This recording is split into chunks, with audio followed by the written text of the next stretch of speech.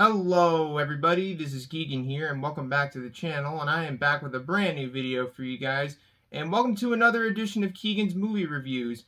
And today I'm bringing you guys a double feature review this time.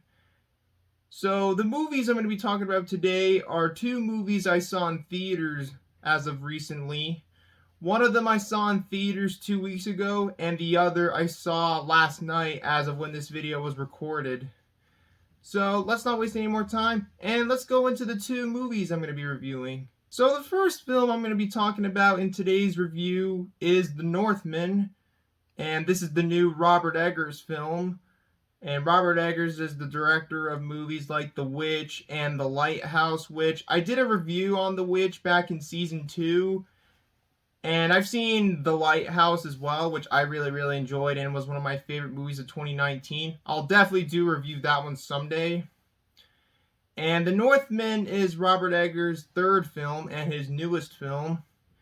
It was released on April 22nd, 2022, so this film came out very recently, and I saw it in theaters 2 weeks ago on May 1st. And apparently this film is a big budget Hollywood film, unlike his other two films.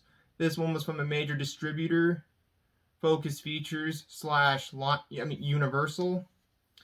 And I'm not sure if this is true, but apparently there were some studio interferences with this movie, although I'm not really too much about it. But maybe there may have been some studio interference with this movie.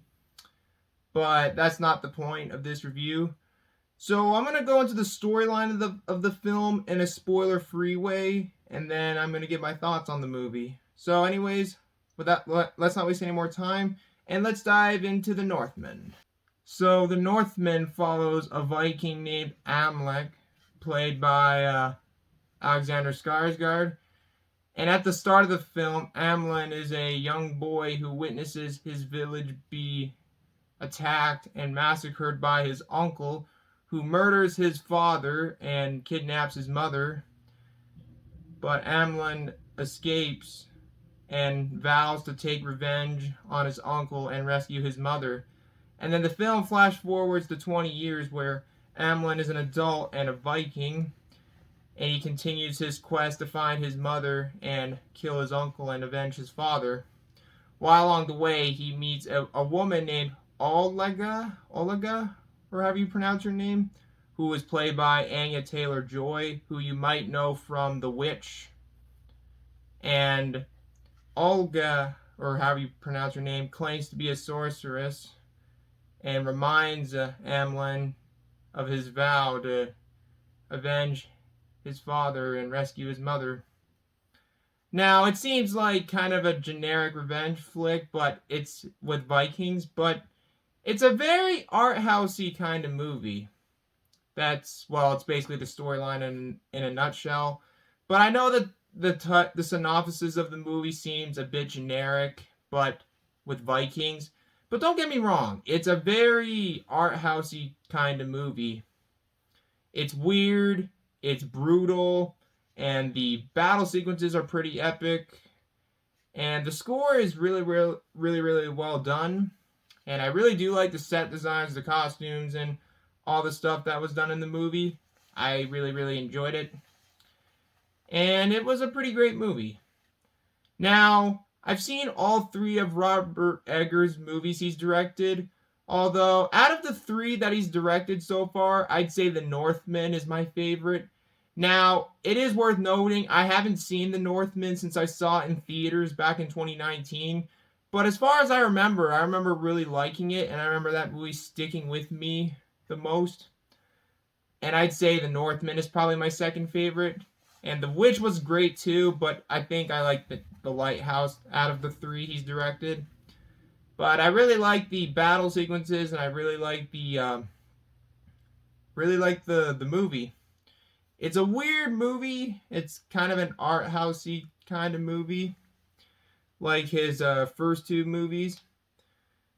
Now, I don't know much about the studio interference, allegedly, but it didn't really bother me too much if there was any studio interference. But I'm not sure if that's true or not, but nonetheless, I still really enjoyed the movie. I thought it was pretty great. Although I liked The Lighthouse the best out of the three that Robert Eggers directed. And yeah, I don't really have a lot to add, but I'm going to give The Northman an 8.2 out of 10. Now, before we move on to Inland Empire, this review for The Northman is a bit overdue. I wanted to get it done the second I saw the movie, but I just haven't gotten around to doing it. But better late than never, I suppose. But anyways, that's all I got to say about The Northman. Now let's move on to Inland Empire. So moving on to Inland Empire, which this was a movie was directed by David Lynch, and this one I saw in the theater last night. And when I saw this movie in the theater, it was showing the 4K re-release, which looked really, really nice. And I had a great time seeing it in the theater. And this movie originally had a limited release in the United States and was originally released on December 6th, 2006. And I've always wanted to do a review of a David Lynch movie on this channel. But since I saw this one in the theater last night, I figured why not do a review of it first. Now, I am a big fan of David Lynch. I really like his movies from what I've seen. They're really weird, very surreal, and these are just movies I really like. I like these kind of movies that are weird. And David Lynch directed great movies like Mulholland Drive and Blue Velvet, which I recently rewatched those two movies. Very recently, I actually rewatched Mulholland Drive on Saturday, which, spoiler alert, I will review both of those movies in the next movie review video that will be coming out soon.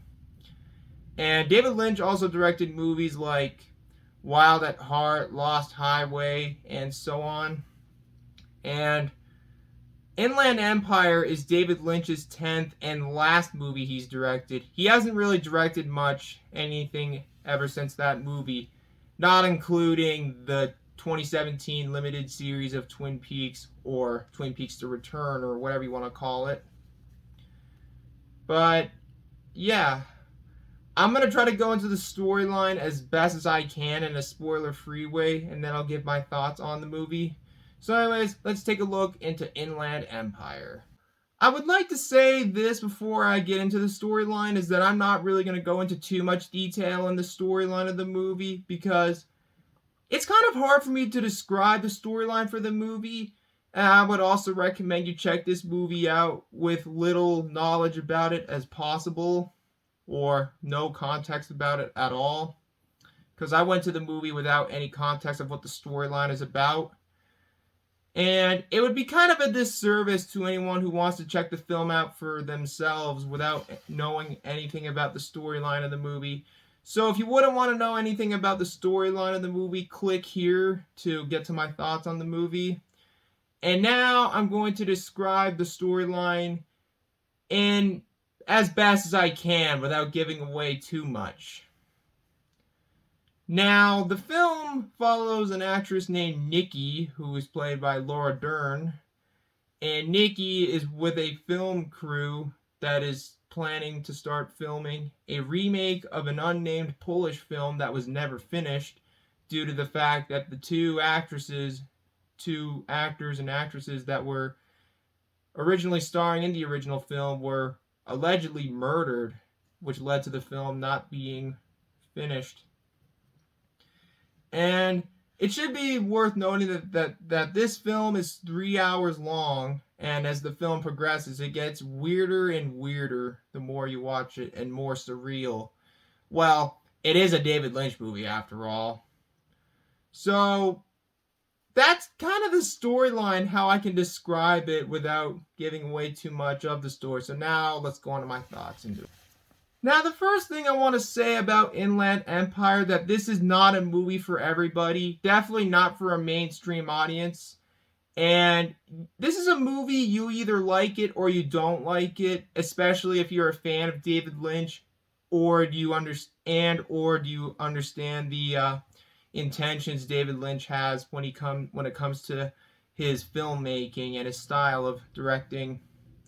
Now, I really enjoyed this film, especially seeing it in theaters. I had a really great time seeing it in the theaters. It was very atmospheric. It was very surreal, very strange, and pretty disturbing, like most David Lynch movies.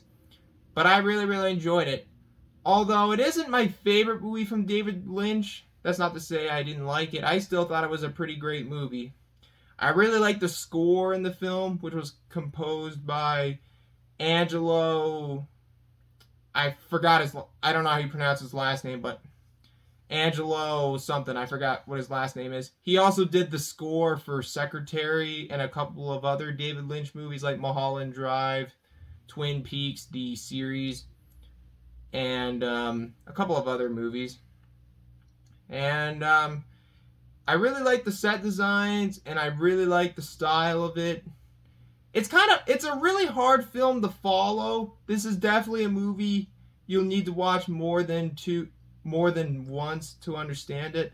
I will definitely check this movie out again someday. But I really enjoyed the film. It's definitely it's definitely David Lynch's most underrated movie out of the ones I've seen so far. I've seen 6 of the 10 movies that David Lynch has directed. But I really enjoyed this movie. It's not for everyone, especially if you're a fan of David Lynch. But I really enjoyed this movie. I especially had a really fun time seeing it on the big screen. Even though this is my first David Lynch movie I saw on the big screen, I will say the David Lynch movies are best watched on the big screen. Even though it sounds weird me saying it because this is the first time I saw a David Lynch movie on the big screen, even though this is the 6th movie from David Lynch that I've seen. I've seen Blue Velvet, Mulholland Drive, Lost Highway, and Wild at Heart and Inland Empire. But I really enjoyed this one. Although, personally, my favorite David Lynch movie that I've seen so far is probably Blue Velvet. Well, I'll get to that in my review of that movie, which will probably be my next review in the next video. But nonetheless, I really enjoyed Inland Empire. I would say check it out once. It is a long movie. It's 3 hours long. You definitely will need to watch it more than twice to understand it. I can't wait to check this movie out again sometime soon, and I definitely will. I hear rumors that this might get a Criterion Collection release sometime this year. Well, hopefully it does, because finding the DVD is hard to find, and it's pretty pricey on eBay. But I'm sure Criterion will release this movie on Blu-ray sometime this year. But anyways, I really enjoyed Inland Empire. It's not my favorite David Lynch movie, but I thought it was a pretty great movie. I hope that David Lynch will come back and make another movie one of these days. But, hey, who knows? But anyways, I'm going to give Inland Empire an 8.1 out of 10. Alright guys, so that wraps up another edition of Keagan's Movie Reviews. And I'm sorry if my review on The Northman seemed a little bit rushed. It was kind of overdue. I usually like to get reviews of movies I saw in theaters done as quickly as possible, but I just didn't get around to recording it until today. But anyways, I hope you guys enjoyed today's video. If you guys did, feel free to leave a like, leave a comment below, and subscribe for more videos like this. And feel free to follow me on my Instagram and the Letterboxd. The links to my Instagram and Letterboxd are in the description down below. And what are your thoughts on these 2 movies? Let me know in the comment section below. But anyways, thanks again for watching. I hope you guys have a great day. And stay tuned for my next review, which will most likely be on Mulholland Drive and Blue Velvet, like I said earlier in the video. So stay tuned for that review coming soon. But anyways, thanks again for watching. Hope you guys have a great day. And until next time, this is Keagan Shepard signing off. And I will see you guys in the next video. Peace out.